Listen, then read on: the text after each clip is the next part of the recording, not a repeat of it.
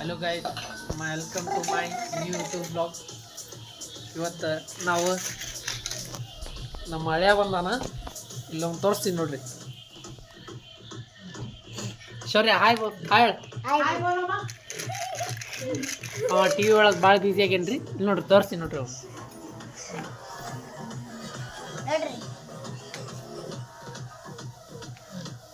ಇವನ ನೋಡ್ರಿ ನಮ್ಮ ಮನೆ ಹೆಂಗದ.